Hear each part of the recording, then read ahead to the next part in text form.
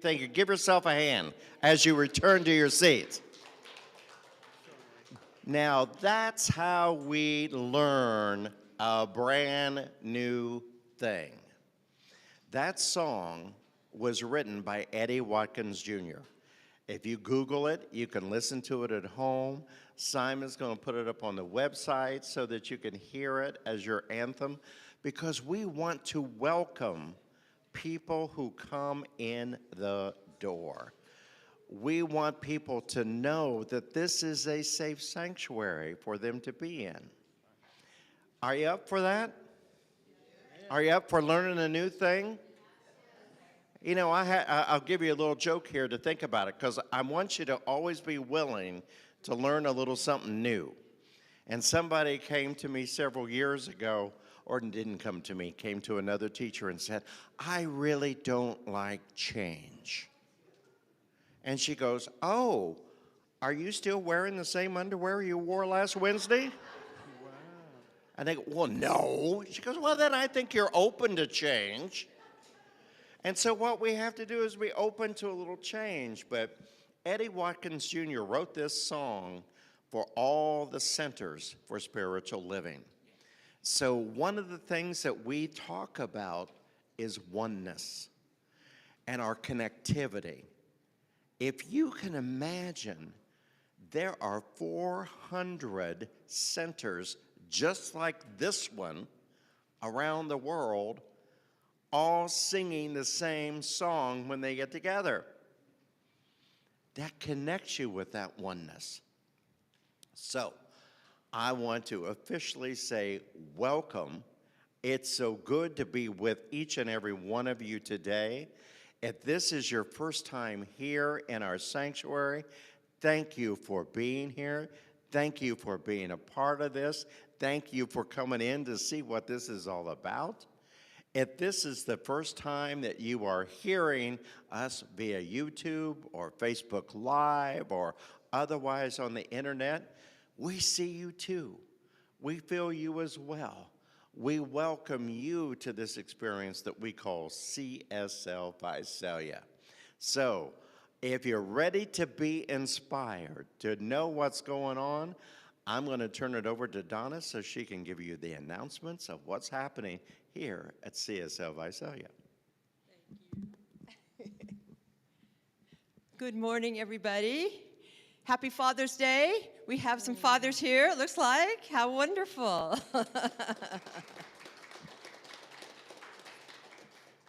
So let's go to announcements. Today is our, I still call it the board meeting, but it's officially our Leadership Council meeting right after service. You can come see it online. There's a link, or you're welcome to come in. Anybody's welcome to come and hear how we're trying to make this thing work, and our finances and our organization and everything. You're very welcome to stay. Juneteenth is this Thursday. We've celebrated it here for the last 2 years. This year we're collaborating with the city. The city is putting on their first Juneteenth event at Whitendale's Community Center, which is hard to find, but so don't look out for it on Whitendale.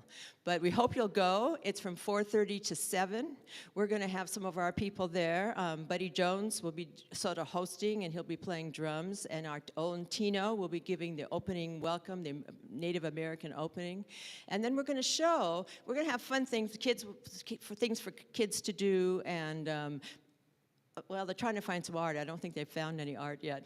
But we'll have some dancing, some music, and then we're going to show the slides on Edmund Weisinger. And I keep telling you, maybe you remember who he is by now, but he was a gentleman who lived here. He was a former slave. He bought his freedom, came here with his family, and he wanted his son to go to the regular high school. He tried to enroll him and was told they have to go to the colored school. So he went to court. He fought. He lost the first court case in Tulare County. Then he took it to California, and he won. So he desegregated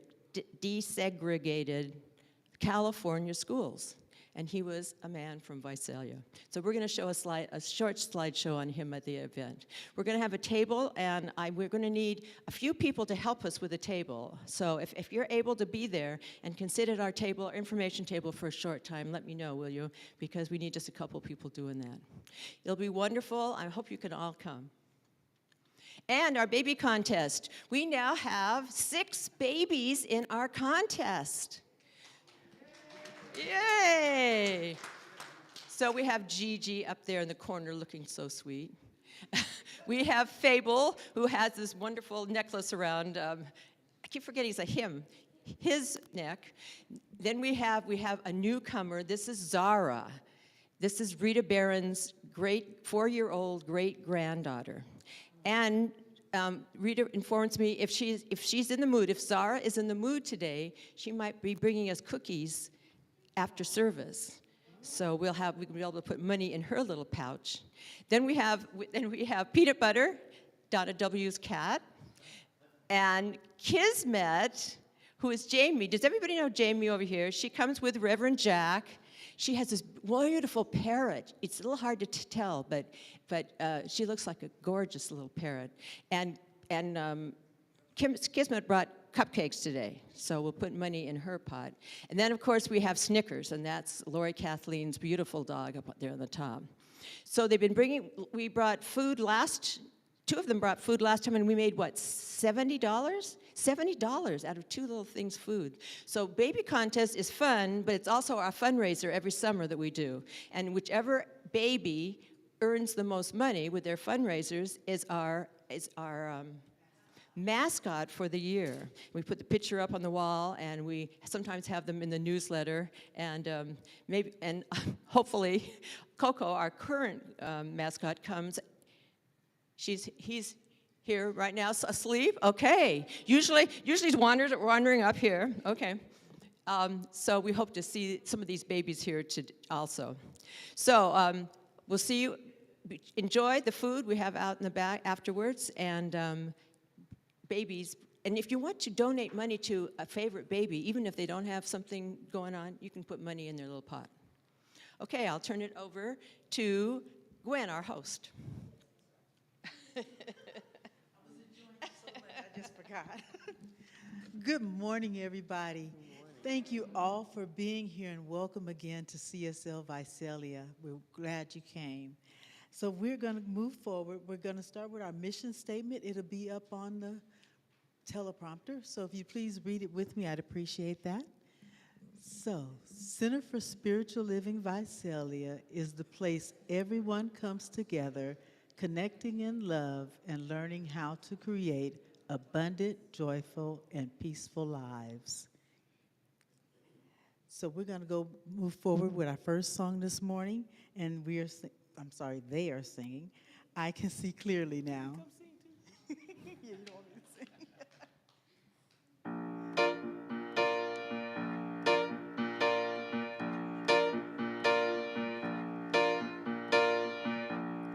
I can see clearly now, the rain is gone.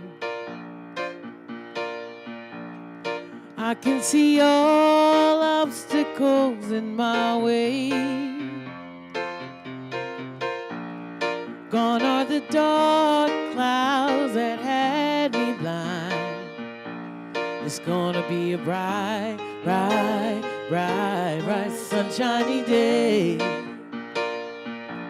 It's gonna be a bright, bright, bright, bright, sunshiny day. I think I can make it now, the pain is gone. All of the bad feelings have disappeared. And here is a rainbow I've been praying for. It's gonna be a bright, bright, bright, bright, sunshiny day. Ooh, it's gonna be a bright, bright, bright, bright, sunshiny day. Look all around, it's nothing but blue sky.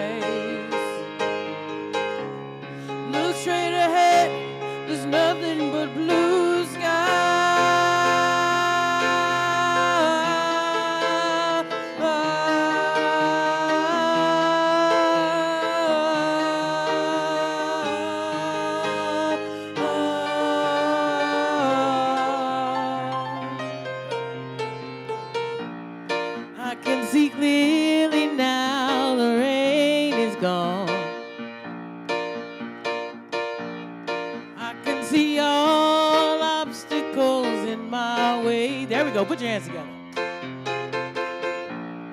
Gone are the dark clouds that had me blind. It's gonna be a bright, bright, bright, bright, sunshiny day. Oh, it's gonna be a bright, bright, bright, bright, sunshiny day. It's gonna be a bright, bright, bright, bright, sunshiny day.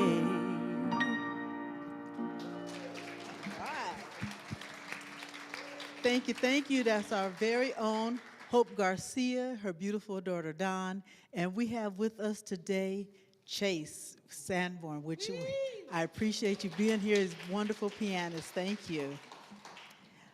So moving forward, we're going to move right into our Science of Mind statement. As you know, well, as you may not know, we have 14 individual, what we believe, statements. And each month we unpack one. So we go through one a month. And so I'd like you to all read it with me. It'll be up on the teleprompter. Here we are. So we believe in the unity of all life and that the highest God and the innermost God are one God. And so it is. Next, we're going to bring up Lynn, who is doing our diversity statement this week.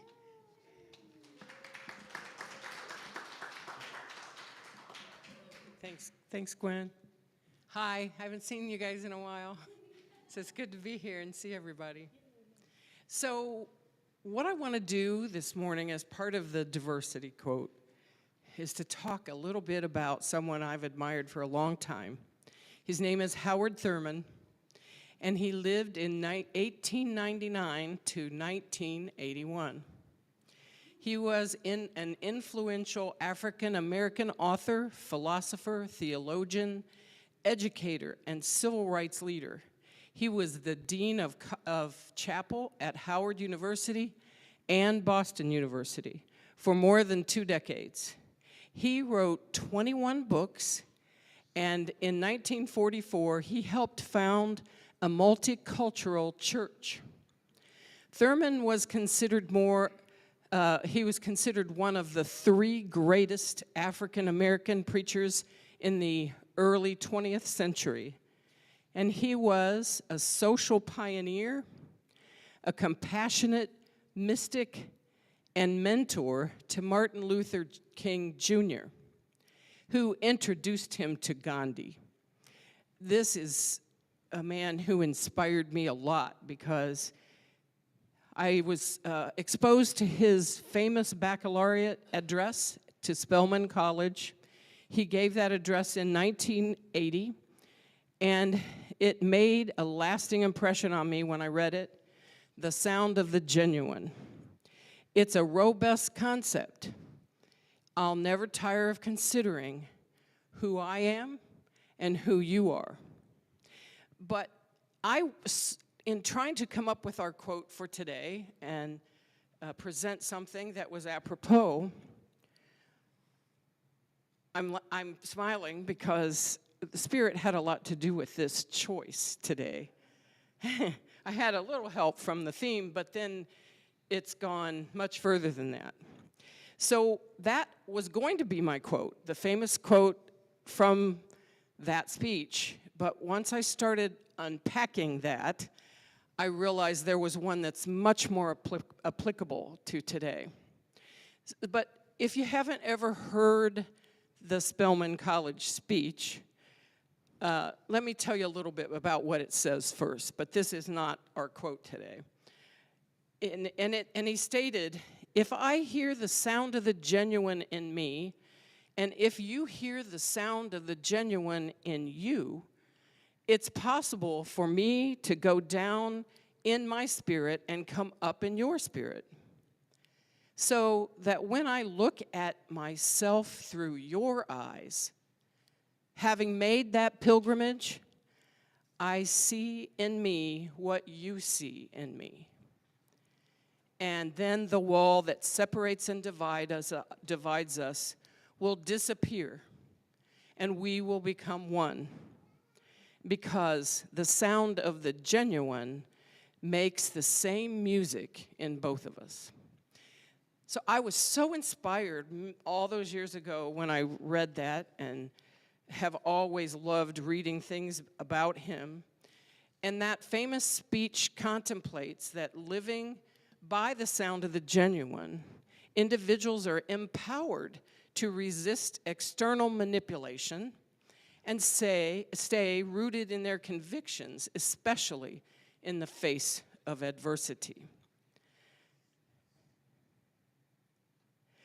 Now, I'd like to get the slide up, and let's actually do today's quote.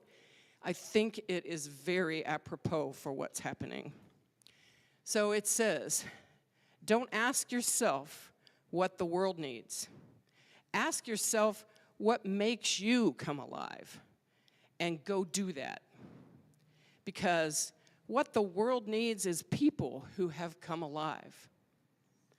During times of war, hatred becomes quite respectable, even though it has to masquerade often under the guise of patriotism. I decided that Spirit was definitely working on me while I decided what to say today, because that is so applicable to what's happening in our world right now. And thank you for listening.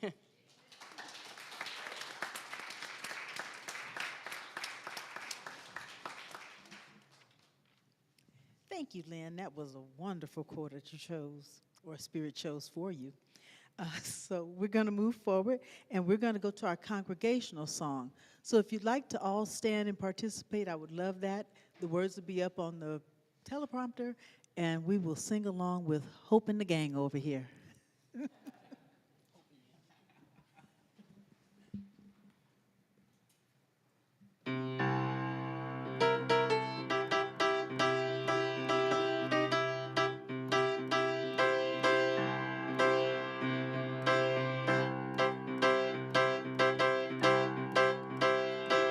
Take a look at the person next to you. Say God loves you and I love you too. Now feel the love in the sanctuary. Lift your voice and repeat after me. We come together. We come together. We come together. We come together in the name of love. We come together. We come together. We come together. We come together. We come together in the name of love.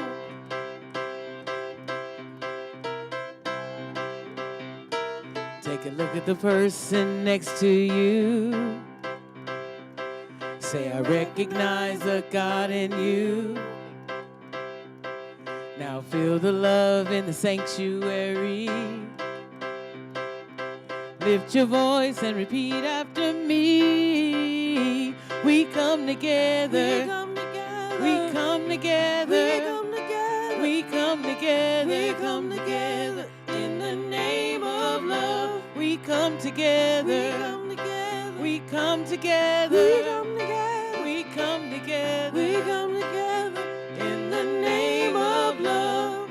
Every walk of life, every creed and color, in kinship we unite, in honor of the God in each other. Now take a look at the person next to you. You can look at him, go ahead. Say namaste, I bow to you. Now feel your love in the sanctuary. Lift your voice and repeat after me. Repeat after me. Here we go.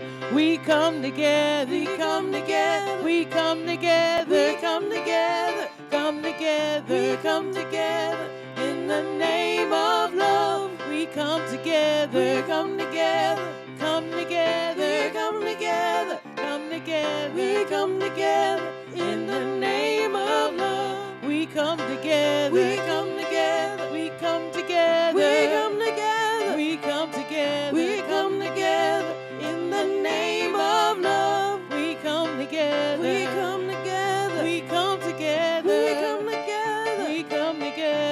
come together in the name of love.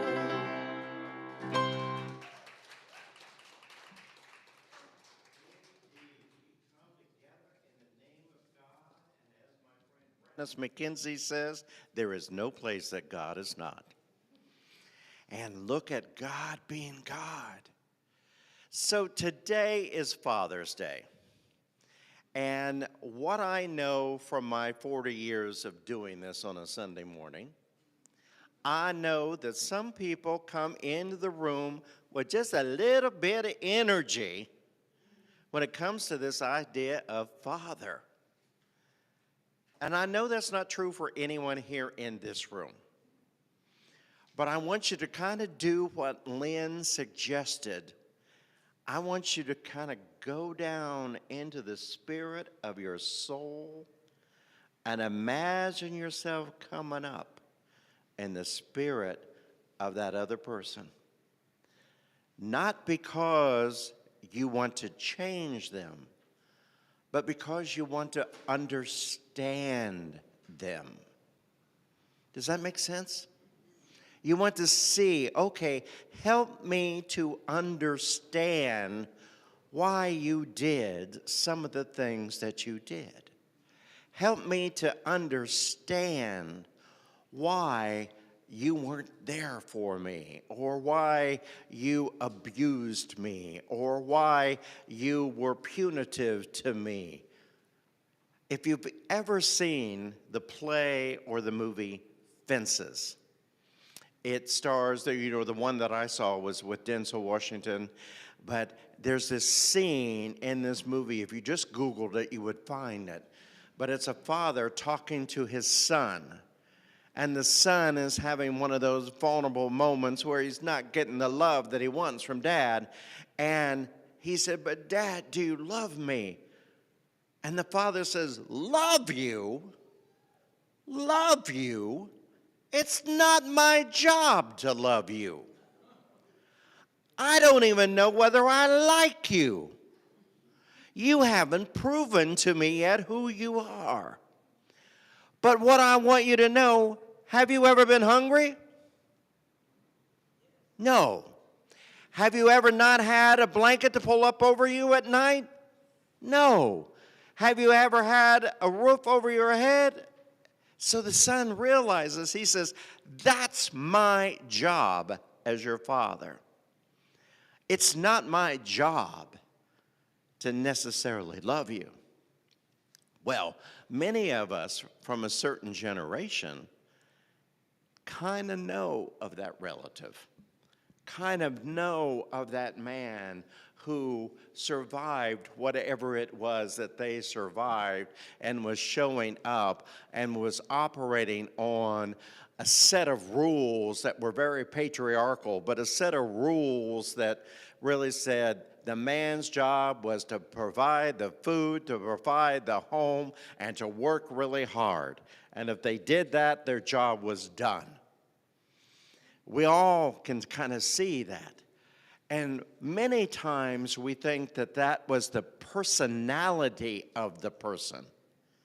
But what I want to invite us to see when we're at this place now where it's safe to be introspective and to go a little deeper is maybe they were operating on this thing of they were doing the best they could with the information that they had. Now, that doesn't mean that atonement isn't there, forgiveness isn't there, but what I've come to understand is forgiveness is not possible until you first seek to understand. And I want you to think about that. Now, I'm going to ask them to share a photo that I provided, and this little photo, I'm the one on the left, and that is my biological father. I'm Jack Raymond Elliott, the son of Robert Elliott, who is the son of Oscar Raymond Elliott, who is the son of Robert Elliott. As you can kind of see, so I come from a lineage of Elliots that I'm very proud of. Now, what I want you to know about this photo was taken on probably one of the 4 times in my life that I saw my biological father. He had been married to my mother for 22 years, took her to the hospital to have me, said he was going downstairs to get a newspaper, went downstairs, walked out the front door, and never came back. Now, many people in my life came up to me and said, "Oh, I am so sorry for your loss. I'm so sorry that you didn't get to have a father." And I didn't know what they were talking about. Because, see, he didn't leave me. He left my mother. And he left my older brother. But I never experienced him, so I never had a concept of losing him. But I also was curious about him because I knew that my 12-year-old brother, who on this day of Father's Day, I lift up as the man who really raised me. But I knew that he loved this man by the name of Robert Elliott. He adored him. And so because my big brother adored this man, I wanted to know this man. Now, he moved about 45 miles from my hometown when my dad left. And so when I was that age, probably 3, they decided that I needed to spend a week on my father's farm so that we could bond and get to know one another. My big takeaway from that week is I'm a city kid. So my brother, who just got his driver's license at 16, drove me over to the farm where my dad was living with his new wife, Margaret. And we got there, and the first thing I experienced was this vicious dog that was on a chain. And this dog just gnarled. And it's like I could tell that this dog wanted me for lunch. And I was told, "Oh, you don't have to worry about Brenda. She's a sweet dog." With those teeth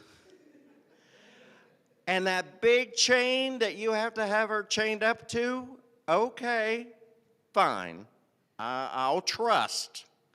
And so, again, we're on a farm. We're experiencing new things on this farm. Certainly, a lot of crops, a lot of chickens and a lot of land, and to me, a whole lot of nothing. No neighbors, just out there in the middle of it all. But I'm determined. I'm going to explore and try new things. And so the second day that I was there, I'm standing at the entrance to this field, watching my dad ride the tractor, going up and forth, plowing this little field, and I'm standing there, and all of a sudden, my feet go flying up in the air, and I do a backward somersault, and Brenda had gotten out and was pulling me across the field by the collar of my shirt. My dad sees this, jumps off of the tractor, gets Brenda away from me, and goes, "Okay, that was trauma. Do you want to ride with me on the tractor?" Well, of course I do. That'd be really cool. And okay, and it would be away from that damn dog in the most spiritual way. So I'm sitting in my dad's lap, and we're on this tractor. Steering wheel's going, and this is kind of cool. And there's this little gauge thing here. And he said, and my hand just fit perfectly on that little gauge thing. And he goes, "You can put your hand there, but do not move that gauge." Oh, okay, I won't, but I'm going to let my hand right here. Now, we had a wagon behind us on this tractor, And I really didn't have a concept of what was in that wagon. I just knew it didn't smell very good. But we were going forward, and I had my hand on this thing. All of a sudden, we hit a bump. My hand goes all the way down, and now whatever was in this wagon is flying up front and covering us both in manure. So I learned the lesson of being prepared for the unexpected.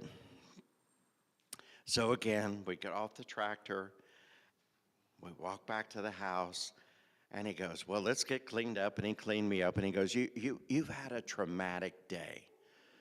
I'm going to have Margaret fix you your favorite meal. What do you love most?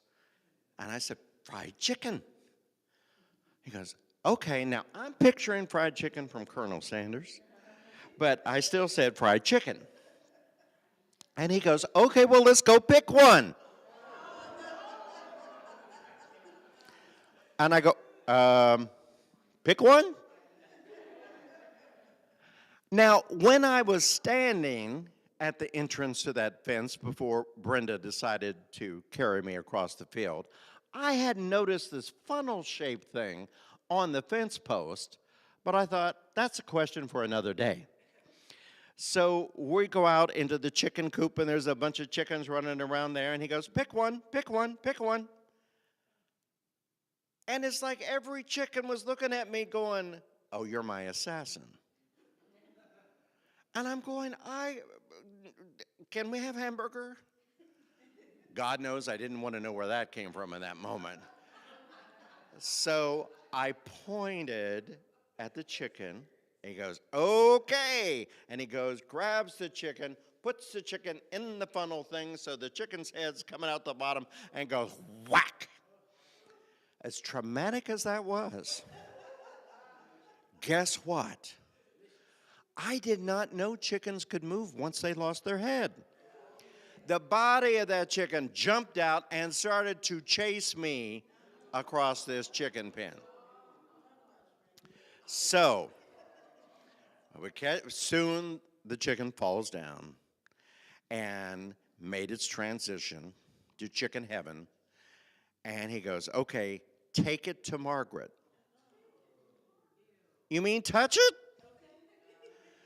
So we took it, and I watched her pluck the feathers and all this, and I'm going, I wonder if there's a bus that will get me home.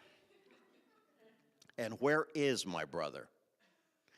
And so we're having this experience, and she cleans the chicken, and she kind of talks me through it and clean it, and we do end up having fried chicken that night. And it was okay, but I knew that I was forever changed by this experience.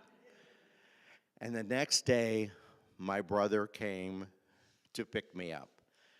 And I just needed to tell him about all these things that I had gone through. And so he goes, okay, well, come on, we'll walk down this lane. And there was a long gravel lane from the house down to the road where the mailbox was. He said, we'll go check the mail and come back. And now I almost shifted my brother telling the story, because we're walking along, I'm telling him about the traumas that I've experienced, and then suddenly he realizes I am no longer behind him. And he stops and looks back, and I am sitting down on my butt in this lane, screaming my head off. And he comes back to me, and I'm holding my butt. A bee had flown up my shorts and stung me in the butt. And all I could say was, take me home now. A 3-year-old that you saw on that couch having that very magical moment with my biological father reading me this book, making it look like it was something really great. I don't even remember that story or that book. But it was like I was done. Now, I never saw my father again until he was 65 years of age and had retired. By this time, I'm 24, 25 years old, living in San Francisco, and I get a call. Now, I was taught to be polite. You know, I would write a letter, send a postcard, remember a birthday, that kind of thing. And I got the phone rang one night, and he goes, Jack, I wanted to come out to California and have you meet my new wife. We're on wife number 4 at this count, but we're not counting. And I said, oh, okay, great. When are you coming? We're here. As in California?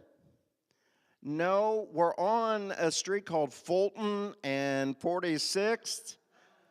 And I lived at Fulton and Cabrillo, which was about 2 blocks away. And I was like, okay. And so he came.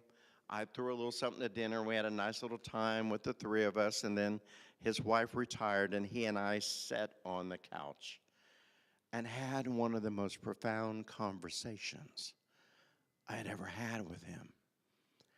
And he said, I want to tell you about my life from my perspective. And he told me about being in high school and playing center for the basketball team. And he and his 4 other buddies that were on the team were talking about the girls that were on the cheerleading squad and who was going to date who and who was going to do what to who. And they decided that there was only one girl that nobody had been with yet. So who was going to get her? Guess who that woman was? That was my mom. And he was so offended that these guys wanted to have a competition to take her virginity that he said, that's my girlfriend. And they all backed off because they respected him. And then he decided I needed to make that real, and so I asked her out. And when I asked her out, I realized that we had a lot in common. We were great friends.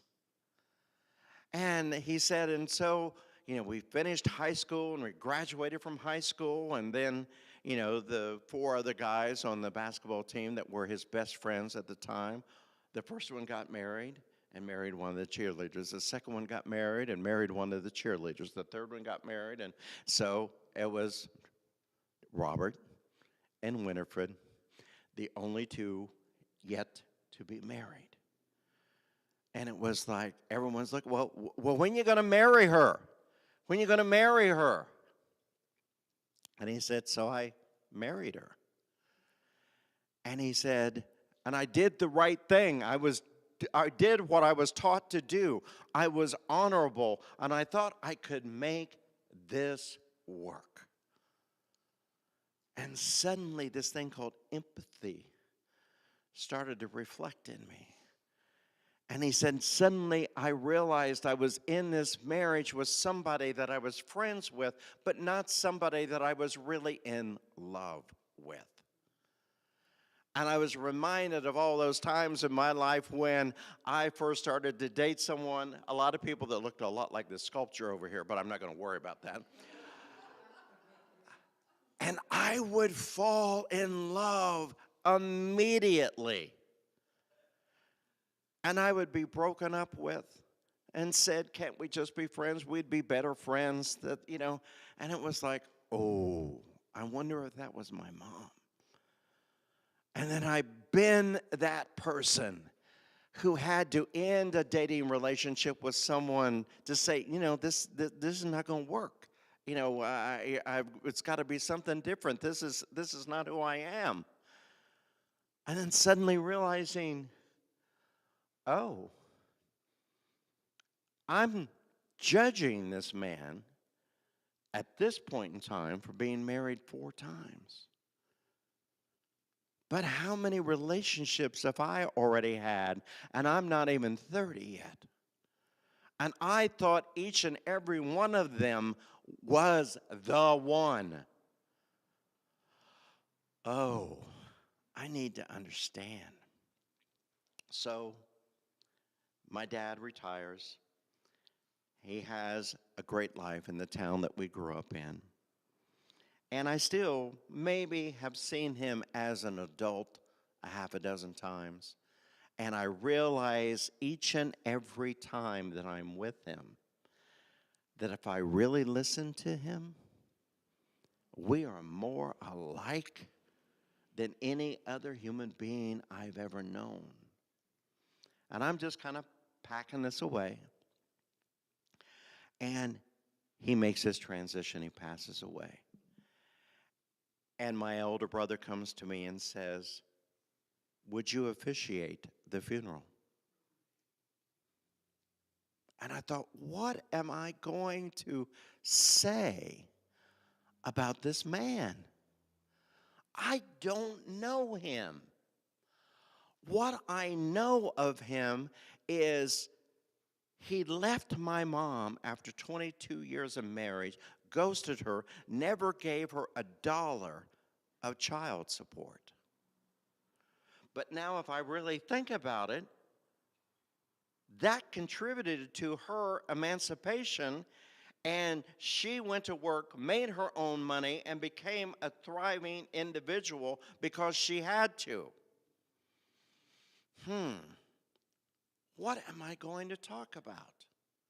And then my brother said, oh, and the title of your talk is going to be The Gifts of My Father. So I had to do some deep praying. And it's like, okay, I've got to do what Lynn said. I have got to go deep. I've got to connect with Spirit to really see the gifts of my Father. And I will honestly say, I almost went into that memorial service not fully clear at what those gifts were. And then I walked and I saw the people standing in front of me. And I saw my brother. And I thought, had it not been for the gift of my father, I would have never known my brother, Robert Elliott. Had it not been for the gift of my father, I would have never known my nephews, Stephen, Scott, and Stan.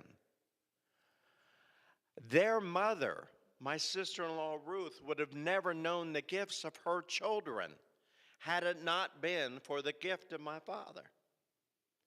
And my eldest nephew had 2 children, and my youngest nephew had 3 children.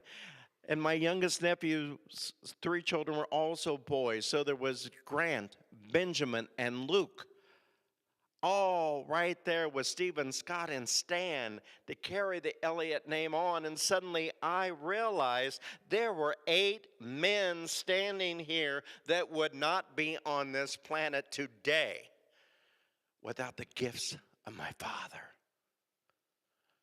So my father only had one job, and that job was to get me here. And I can almost imagine myself in a bartering situation up in heaven in spirit and, having that opportunity to pick my mother and my father and having the God or the divine say, now, are you sure that you really want this guy to be your dad? And I would be audacious enough to say, he only has one job. He needs to get me there. And once I'm there, I've got it. And that's the way I have lived my life. I don't have any regrets of anything that he may have done. I know that I am the man that I am today because of the gifts of my father. And I know that who I simultaneously lift up on this Father's Day is that 12-year-old Robert Elliott Jr., my brother, who, when he realized that his parents were going to get a divorce, sat down and wrote them a letter and begged them to stay married until he was 18.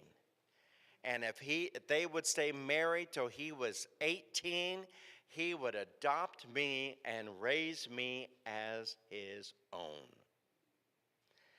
Well, that didn't come to be, but he forever fulfilled that role. You know, he was the one at 12, 13 years of age would lay a blanket on the heat register to warm it up, to wrap me up in it and carry me up to my crib every night in the coolness of our bedroom. He was the one that at 14 went and bought the last Christmas tree that was on sale at the fire station because he could get it for a few quarters. And he drug it back to our house and brought us a Christmas tree so that I could have a Christmas. And my mother said he had drug all the needles off of the backside of the tree, but they'd learned how to put a tree in a corner so no one would know. And he carried me down the stairs and covered my eyes and made me go to the bathroom first, and then brought me out so that I could see that Christmas tree with a big red Texaco truck that I could ride, because that's where he had his part-time job, at the Texaco station, and I wanted that truck. And yes, even the little red barn with all the little barn creatures to help me remember my day at the farm. I so appreciated that. And then I had my Roy Rogers gun holster and cowboy hat. And it was my brother who gave me that Christmas. So here's how I want to wrap this up for Father's Day. Your biological father had one job, and that was to get you here. You would not know the gift of any laughter you have ever heard from one of your children had it not been for the gift of your father. You would not know the joy of knowing your spouse and the relationship that you have with them today had your father not done that one thing he was divinely called to do. So if we can look at that, we can get to a place to also remember that a lot of the times the errors that our parents were making were the same errors that we were making when we were their age. You know, I don't want to be held accountable by anyone for my 20s. It was a trial and error period of time. So I can only imagine that that was true for them. So today, as our musicians get in place for our next song, I want you to be willing to go to that place of understanding, of empathy, and of thinking and being grateful for this gift and the fathers that we lift up today. Thank you.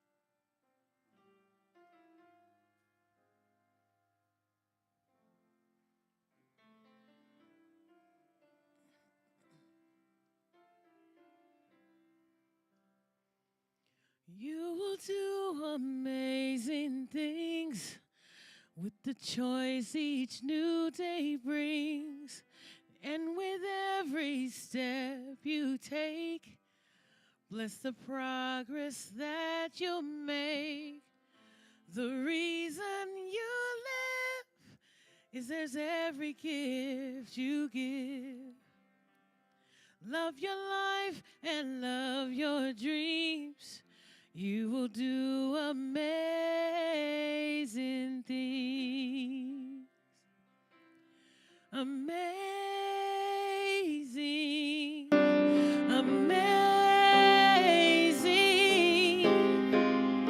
You will do amazing things. Amazing, amazing. You will do amazing things. Oh, the places you will go and the people you will know. Don't worry when or where or how. You don't need to know that now.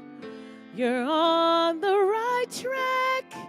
No need to look ahead or back. Just enjoy what this day brings. You will do amazing things. Amazing, amazing. You will do amazing things. Amazing, amazing. You will do amazing things.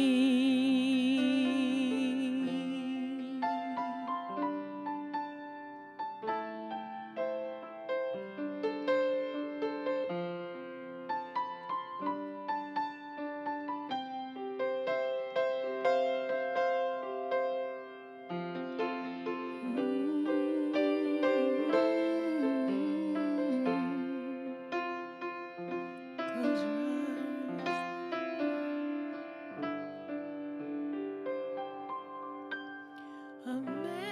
Amazing, amazing. You do amazing things. Amazing, amazing. You do amazing things. Oh, amazing, amazing. You do amazing things.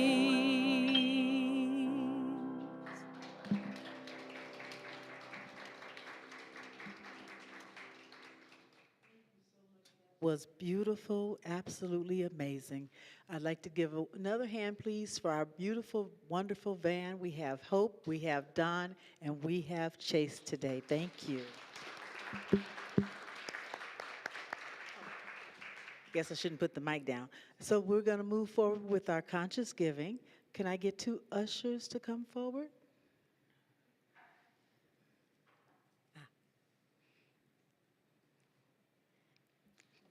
Thank you very much. We're going to read together our prosperity prayer.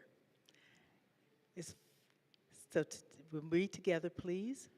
Today I expect every good thing to come to me, for I know that divine abundance is forever manifesting itself in my affairs. I am keeping my whole mind and thought and expectation open to new experiences, to happier events, and to a more complete self-expression. Everything that belongs to spirit, I accept. Everything that partakes of the nature of the divine reality, I claim as my own. I identify with success and I prosper in everything I do. As I give thanks for the good now flowing into my life, I gladly share that gift with others. The more I give, the more I receive.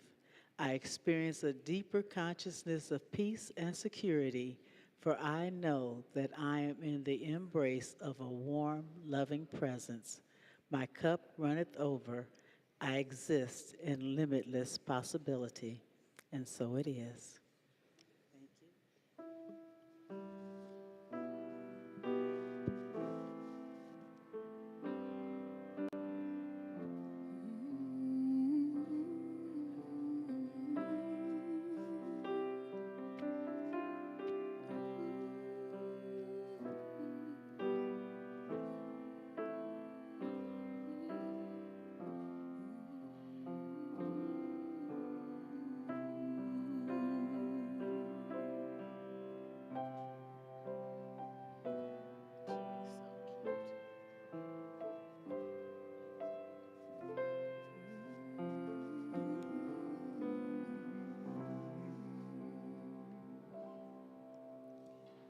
Thank you all for your blessings. We appreciate all the gifts as we bless these gifts and for the good that they will go and do in our community. And appreciate you all. Thank you.